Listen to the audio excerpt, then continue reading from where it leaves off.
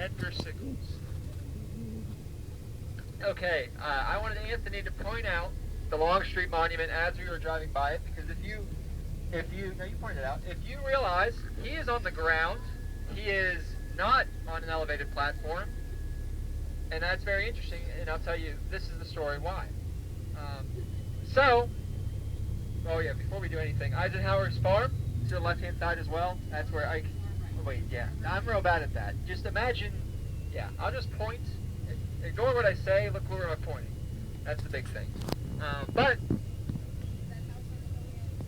the house, so if you look on the left, or right, gosh, that's bad. Okay, so look on the right, you'll see those trees lining a driveway all the way up to a house. Those trees, there's 50 of them, one from each different state.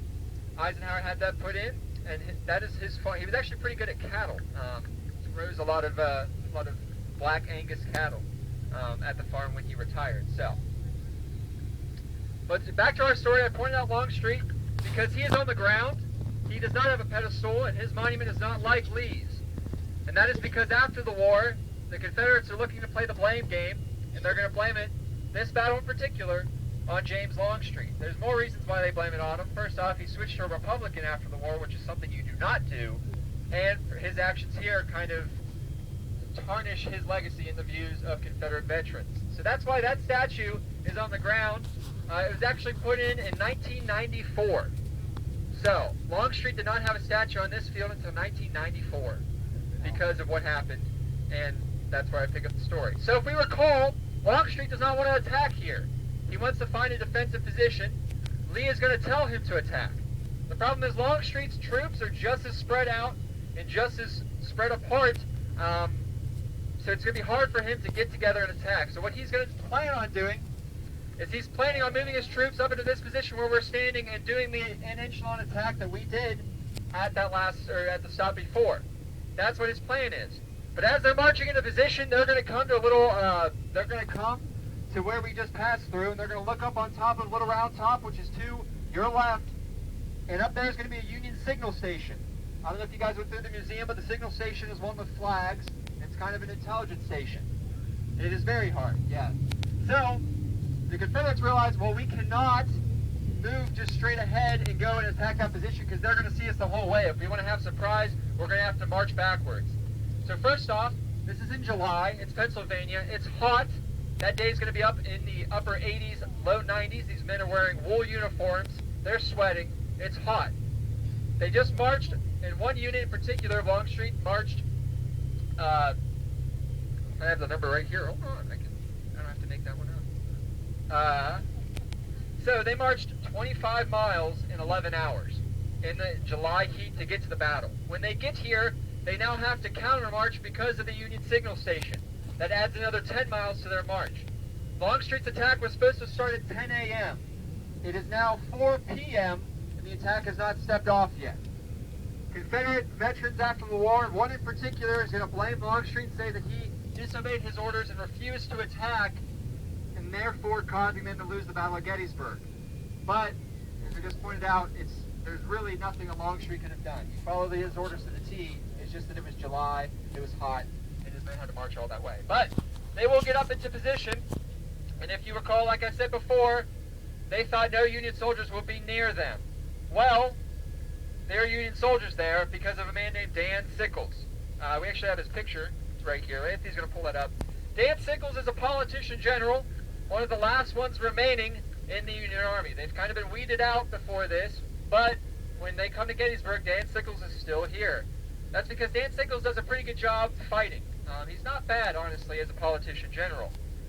So, let me see Dan Sickles. So, this is Daniel Edward Sickles. Edgar Sickles. I just knew it was an E.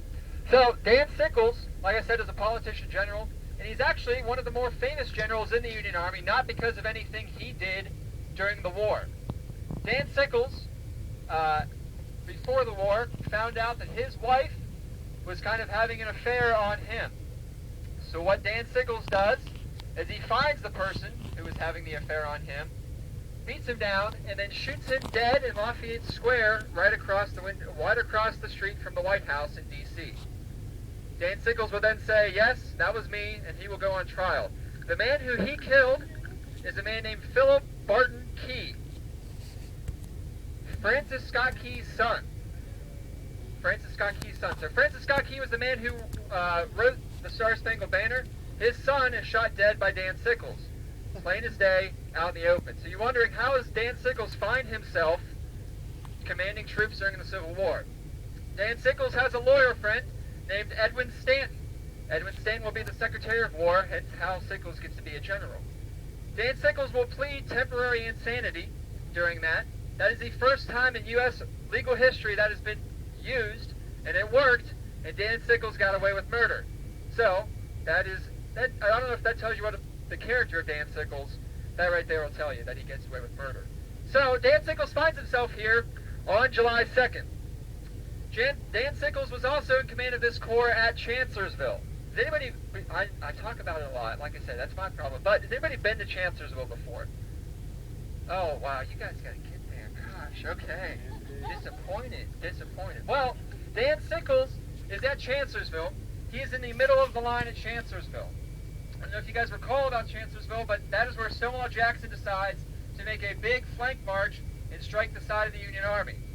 Well, Dan Sickles, that flank march was not that much of a surprise because Union troops the entire day were seeing Confederates going in front of them and begging Joseph Hooker to attack. Dan Sickles was one of them.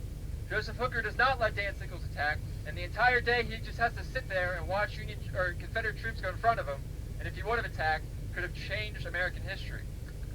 So Dan Sickles is now bitter. First off, because he wasn't allowed to attack. Second off, he's in the middle part of the Union line at Chancellorsville.